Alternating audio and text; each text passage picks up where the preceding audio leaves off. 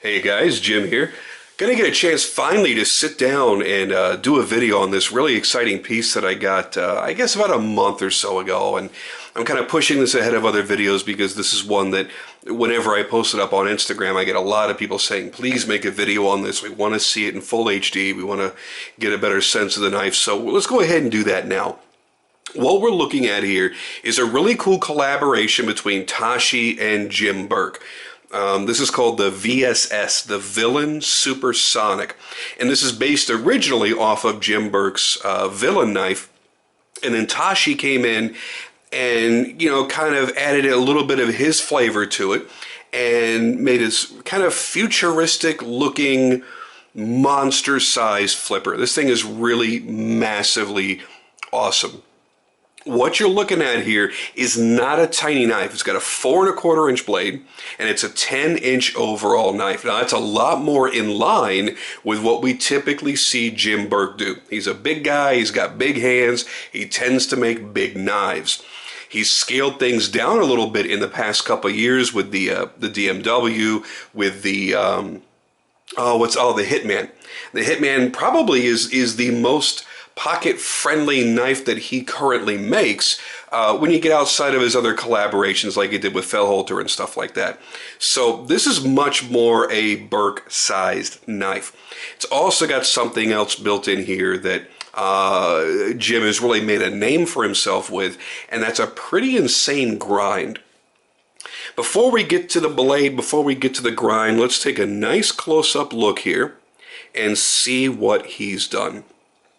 Now, generally when Tashi does a collab, there's usually somewhere around 10 knives made. I don't know how many VSS are out there. I've seen a few different iterations, but the day that I was able to get this, I shot Jim a quick text message just being excited going, holy shit, I actually got my hands on it. And he says, just so you know, I only made 2 in this style where it has all the fluting and everything done in here. So first off, we have a very oversized blue titanium pivot with the Crusader cross kind of embossed into it, or debossed, I guess, because it's standing up, not depressed in. We see this signature shape of a Tashi flipper tab that happens to have Jim Burke's diamond logo there and Tashi's logo on the other side. So then we get here to the amazing fluting that we see. Lots of mill work done in this frame. So we've got all of these flutes, then this beautiful mill work all the way around here. Some back here toward the spine of the frame. Into the not quite flush, stands up just a little bit, gear-shaped backspacer with the ice blue tritium tube that's inlaid into it. And I'll try to give you a sense for that a little bit later on. I'll kill the lights and we can watch it glow. Then back here is the opposite side of the pivot. Also custom milled, completely custom pivot. And by the way, I don't know if you can quite see it, but yeah, I guess you can. It does serve as an over-travel protection for the lock bar as well. Now you'll notice how the milling goes all the way through the lock bar and into the frame.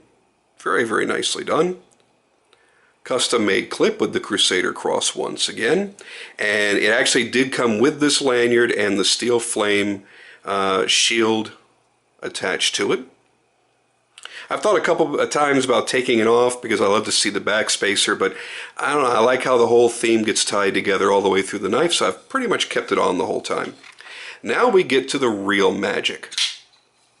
And that is this sick, crazy, insane blade. Look how gorgeous that is. So it's got a nice prominent top swedge. Then you have a hollow inside of a hollow. And this, by no means, is as crazy as Jim gets. He's got some, and I tell you, you should definitely check out his Instagram. Probably more so check out his Facebook. He tends to update that a little bit more often.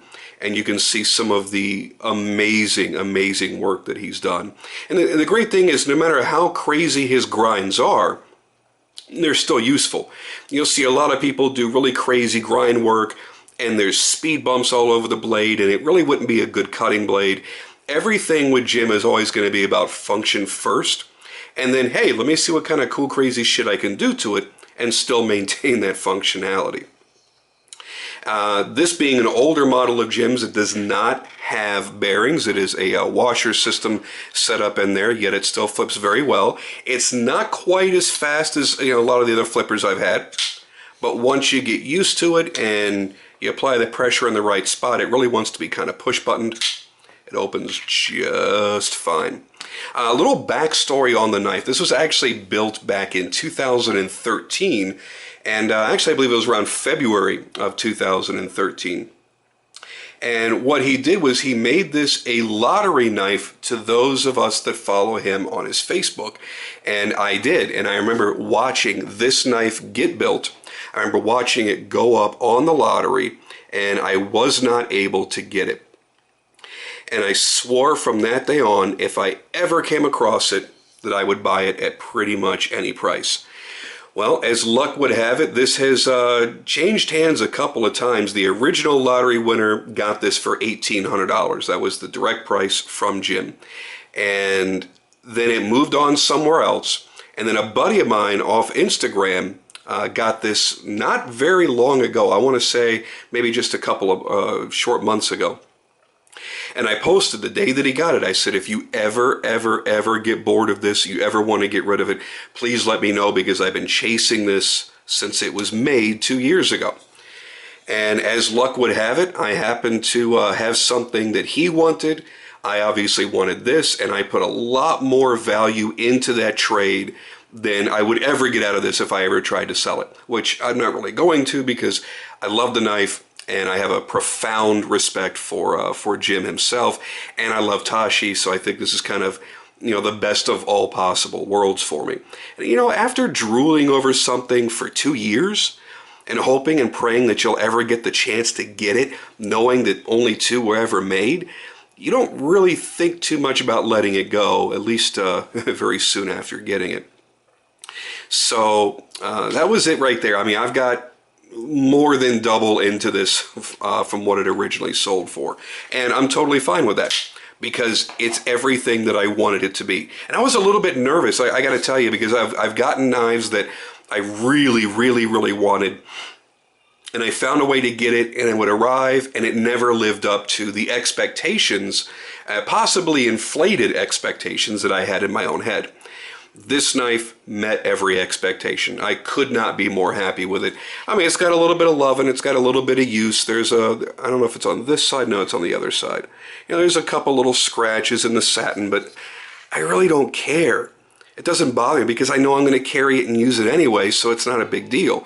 If it gets to the point that's ever too much to bear, I know I can always send it to Jim and get a quick spa treatment. So that's basically the backstory on it and why it was so special to me. To Carlos, who had the knife and agreed to trade it off and sell it to me, thank you, Carlos. You made me a super happy collector. I am overwhelmed and overjoyed with this knife. Let's give you some size comparisons here, just so you get an idea of how big this knife really is. So we'll lay it out here and put it next to something that's a little bit more of a normal carry size for me. This is my Steve Skiff Accomplice. I now have 2 of these, and I've not made a video on either one, so I apologize for that, but a video is forthcoming. So you see, it's tremendously bigger than the Accomplice. The Accomplice is a little touch over a 3.5-inch blade, and I generally stay within 3.5 inches to maybe 3.75, 3.85 inches. And yeah, this is a lot bigger than I normally carry, but that's okay. I totally make that exception. I'll pull out one of the larger knives that I own. And this, as you guys know, is the Joel Perella and Brian Ty Bangle. Now, they have the same size blade. They're both 4.25 inch blades, but the Burke has a little bit more handle to it, so it makes it seem a little bit larger. So, and I really don't carry this one that often, but it's never cumbersome because it's really slim. This is a little bit thicker and a little bit heavier.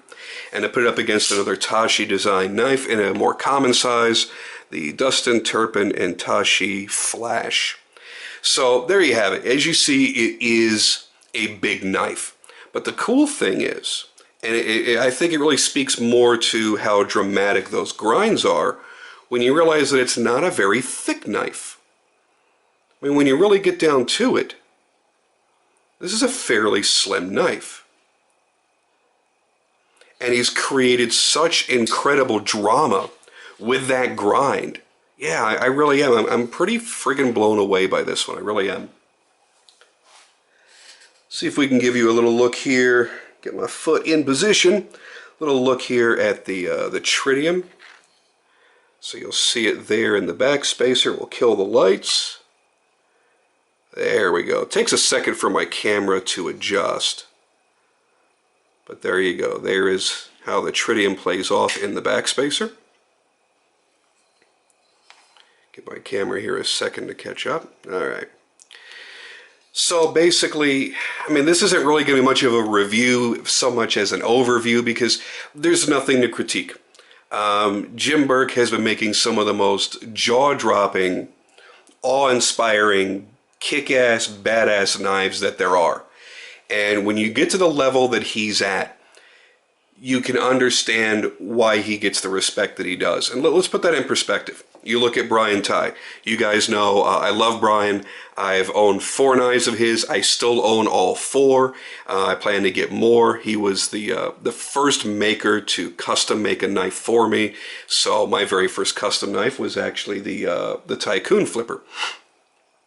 So I don't want you to take this, what I'm saying here, as any sort of negative against Brian, because Brian is a wizard with a CNC. And that's how he creates all the patterns that he does in his frames, by using the CNC machine. And he's extraordinarily gifted at doing so. But there's a reason why this knife was never sold for anywhere near the price that this one was. Because Jim doesn't own a CNC. He doesn't water jet, he doesn't CNC. His custom knives are full-on handmade custom knives. That means all of this was done with a manual mill. Obviously, he has a rotary table attachment as well. All this was done with a manual mill. All of the profiling, everything is done by hand. Not only was the blade ground by hand, but he doesn't use fixtures. So everything that you see, no matter how wild or crazy it might be in his grinds, you'll always know that he did that as a freehand grind.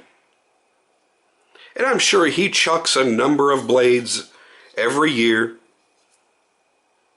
But you know what? That's all part of the magic, man. To know that that was done by hand, not by a machine. And you guys know I don't have a problem with anybody using CNC or water jet. I think there's an art form related to it all. And I think every level of knife making should be respected. When it comes down to truly doing it by hand and doing this level of detail, you know, that's where you start commanding those higher prices. And that's where you start earning the reputations like what Jim has. You'll never hear somebody go, yep, I got me a Jim Burke, and well, it was all right. It wasn't anything, you know, all that special, or I don't really feel like it was worth the money that I paid. You're always going to hear people go, damn, that is one hell of a solid knife. Even if it's the most basic knife, like just a plain titanium stone-washed Hitman with nothing crazy, that's really actually a very, very affordable knife. People are still going to say, this is a damn well-built knife. When you get something that's a little bit more ornate like this, and believe me, there are VSSs out there that are far more ornate than this. He's got bolstered versions.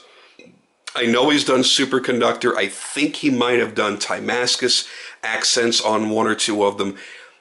He can go from mild to wild, and everything just looks great, and it fits well together. He's got a good sense of taste. So I just wanted to make sure I got this video out of the way. I apologize that it's you know, not as much of a review as anything else. If you guys want more background information on Jim, please look at some of the other videos that I've done. DMW, The Dead Man Walking, the very first Jim Burke I ever got a chance to review, which was a guest blade, which was a Jim Burke and Jeremy Marsh collaboration. And you'll get the whole backstory on Jim and law enforcement and how he got into knife making and all that kind of great stuff. But this was more just to let you guys get a good chance to see this up close and personal in better quality than I'm able to upload my little 15-second videos on Instagram. Boy, they throttle the shit out of us, don't they? And they really reduce the quality of your uploads. But I mean, hey, it's a free service, and you know, I'm sure it takes up a lot of room to have everything in full HD. So, but there it is, guys, up close and personal. This is the, I want to say, third Tashi design knife that I've owned. I love his style. Actually, it's the fourth. I love his style. I love his clean lines, the way that he designs the knives that he makes either himself or collaborates with other makers. Look at that. What a great fit. I mean, yeah, I mean, shit, it's still a big-ass knife, but it really fits the hand very, very nicely. Jimping is very aggressive. It's not really sharp, but he brings the jimping in very, very deep, so the meat of your thumb really drops into it. So it's super aggressive there, very, very grippy. Overall, for me, it's a really great package. It's slim. For its size, it's lightweight.